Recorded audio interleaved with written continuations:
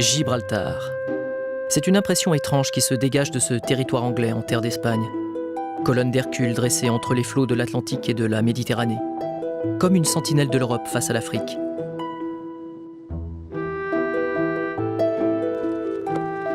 À 18 km seulement, de l'autre côté du détroit, on aperçoit le Maroc.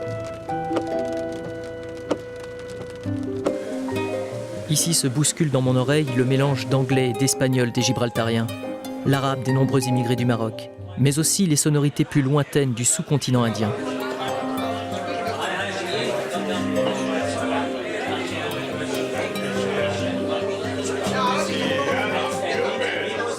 Et puis bien sûr, les langues des nombreux touristes qui affluent dans ce temple du discount.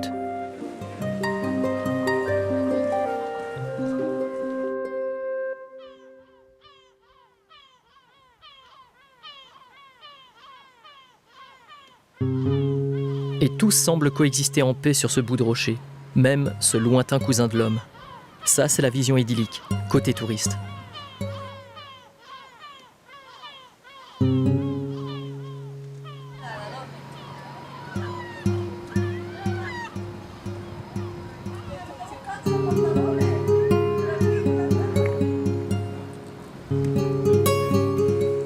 Mais Gibraltar, c'est aussi, et très régulièrement, des infos de ce genre. El Sistema Integrado de Vigilancia Exterior SIVE de la Guardia Civil ha interceptado este domingo al sur de Tarifa, en Cádiz, a una patera con 31 adultos y 4 bebés a bordo, todos ellos subsaharianos. Los tripulantes se encuentran en buen estado de salud, aunque 2 mujeres y 2 bebés han sido trasladados al centro de salud de Tarifa por síntomas de agotamiento, han informado fuentes del servicio de emergencia 112. La Guardia Civil alertó a las 7:14 horas a los servicios de... Me reviennent en tête les paroles de la chanson de Manu Chao, Clandestine. A la ciudad del norte yo me fui a trabajar. Mi vida la dejé entre Ceuta y Gibraltar.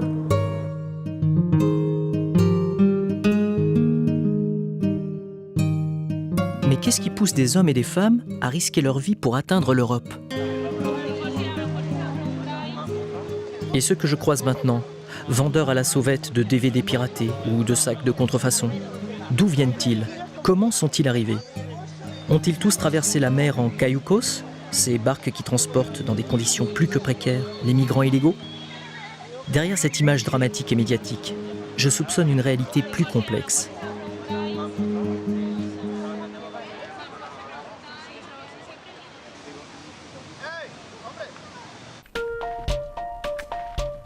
Je prends contact avec le géographe Juan David Sampere Suvanavong, que je retrouve près d'un radar ultramoderne destiné à repérer toute tentative d'entrée illégale par la mer.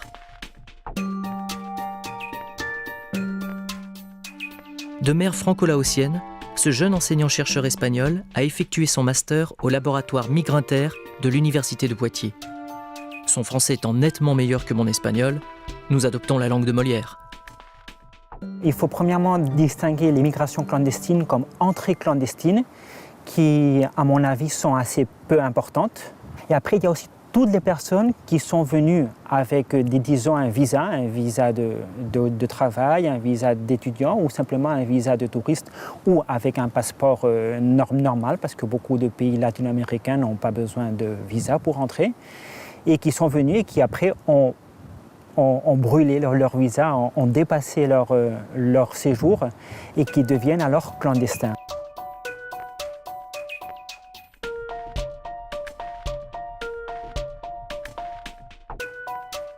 Selon les Nations Unies, il y a actuellement environ 195 millions de migrants dans le monde.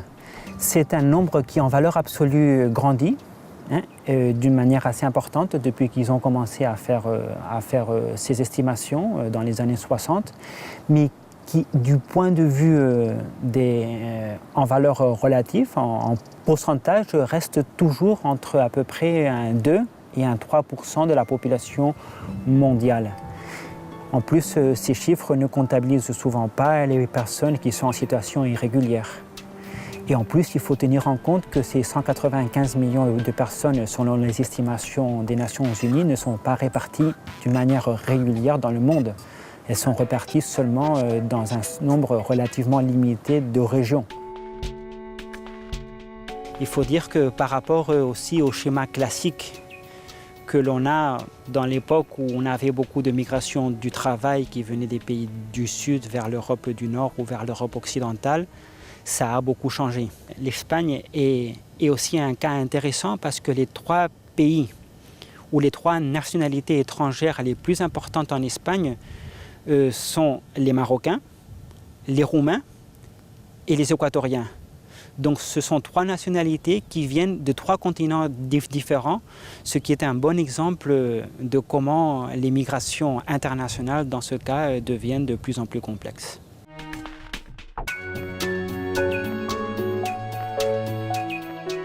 L'Espagne est un pays qui appartient à l'espace Schengen. Une des principales conséquences, c'est la disparition des frontières intérieures, c'est-à-dire qu'actuellement, on peut passer sans aucun problème et sans aucune frontière de l'Espagne à la France, de la France à l'Allemagne, à l'Italie. Et par contre, un rehaussement assez important des frontières extérieures. Alors l'Espagne, en tant que pays limite ou en pays limite de l'Europe, est aussi maintenant actuellement un pays frontière de l'espace Schengen. Alors ceci peut donner l'impression que l'Espagne est un pays blindé vers les étrangers. Mais ce qui est aussi vrai, c'est qu'on perçoit que depuis les années 93-95 jusqu'à l'année 2007-2008, il y a une époque de très forte croissance économique et que l'Espagne, à cause de cette croissance économique et en plus en raison de l'effondrement ou la chute très forte de la natalité depuis le milieu des années 70, a besoin de travailleurs étrangers. Et souvent aussi, malgré le discours qu'ont les médias ou qu'ont les politiciens, a besoin de travailleurs souvent de manière irrégulière.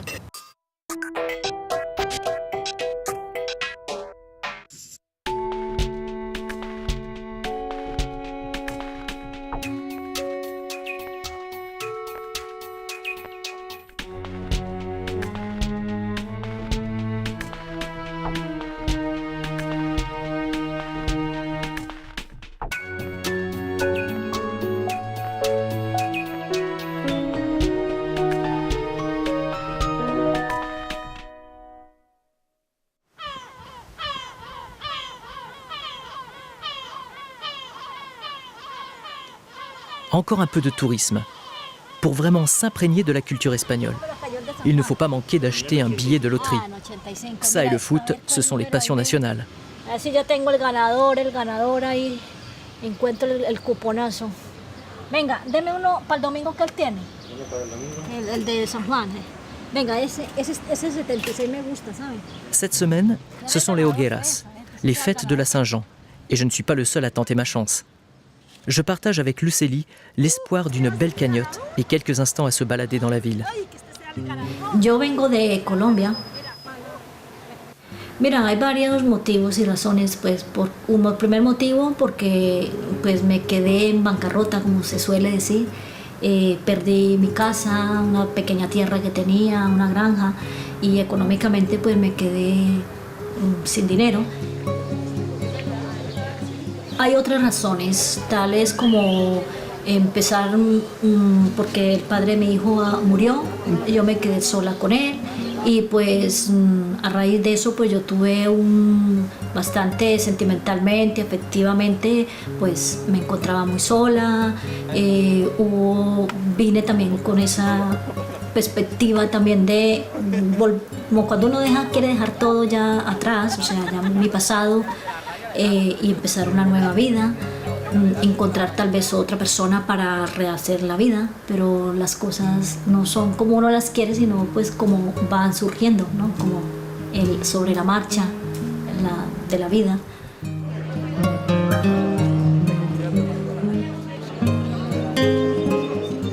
Pues las últimas imágenes son todo lo nuestro, o sea, el aeropuerto, las últimas personas, por ejemplo, mi comadre, la madrina de mi hijo, que fueron con una prima, que fueron las últimas personas que yo vi en el aeropuerto, que es la despedida, es como cuando algo se te arranca muy dentro de ti, se te arranca, pero que tú vas con otras perspectivas, tienes, en el caso mío, pues yo tenía un motivo muy importante para venirme y luchar y trabajar donde hubiera mejores oportunidades, siempre buscando mejores oportunidades por mi hijo.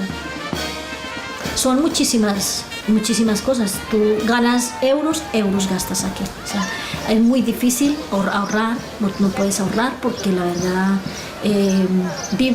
lo que vas trabajando lo vas gastando. O sea, y la gente está muy ahogada económicamente, está la gente muy estresada, está la gente muy mal, hay mucha violencia en las familias debido al estrés, debido a la angustia que genera el problema que es tan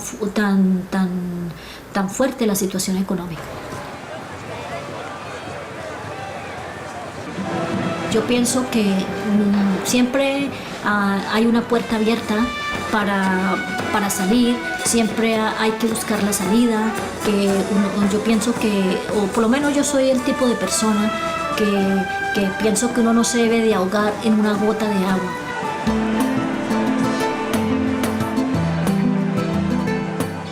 Las hogueras de San Juan, cada barrio, de la ciudad de Alicante se reúnen y preparan unas estatuas muy grandes que son obras de arte.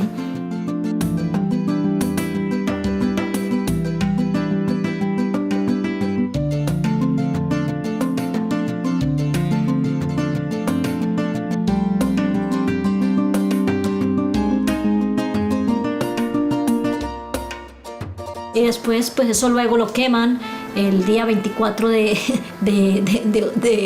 junio, que es el día de San Juan. Y eso es ya todo más o menos lo que se refiere a las hogueras.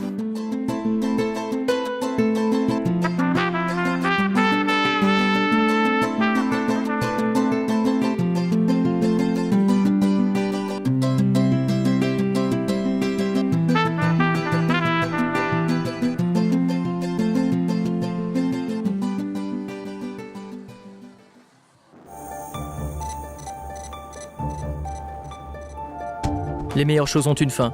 Les vacances se terminent. Sur la route de l'aéroport, Benidorm, puis Alphas Delpi, un village quasiment annexé par les maisons de retraite norvégiennes, qui trouvent ici le climat propre à satisfaire leurs usagers, et ce, à moindre coût de personnel. Un autre visage de la migration, celui des seniors attirés par l'ensoleillement du Sud.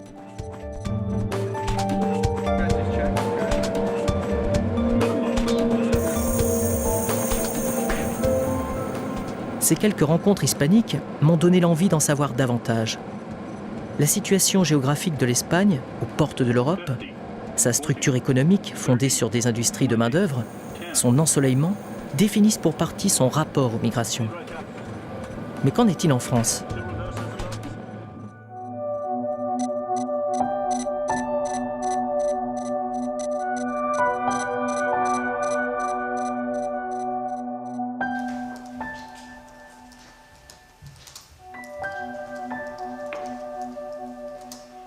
Migrations et ressources. Migrer est un acte fondateur d'une humanité née en Afrique. Ah, ça c'est pas mal.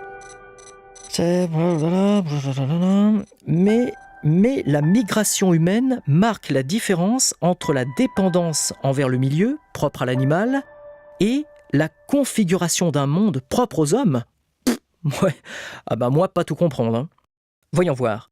François Guéry, philosophe Lyon 3. Voilà qui devrait permettre d'appréhender cette question des migrations avec le recul nécessaire.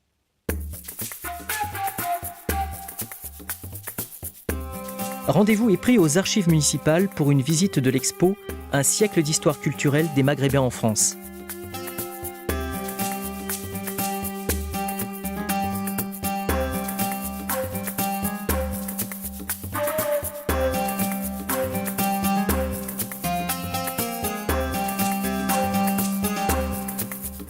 Il faut de fortes raisons pour émigrer, et en particulier des raisons qui tiennent à l'instinct de conservation.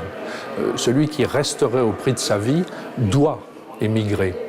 Et donc, à ce moment-là, l'émigration est sans doute, peut-être, un exil et un déchirement, mais elle est aussi un salut. Celui qui émigre se sauve, dans les deux sens du terme. Il s'enfuit, il sauve sa peau.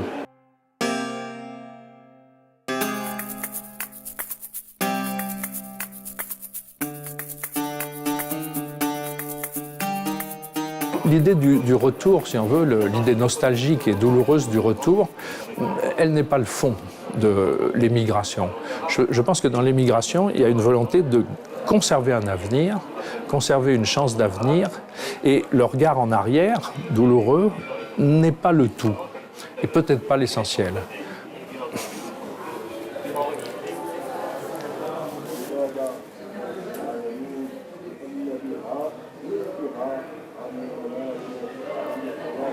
Il y a dans le texte qu'on voit ici la promesse de revenir, une promesse d'avenir. Ça supposerait que cet avenir ait été suffisamment préservé pour que plus tard, un jour, il y ait effectivement de nouvelles possibilités.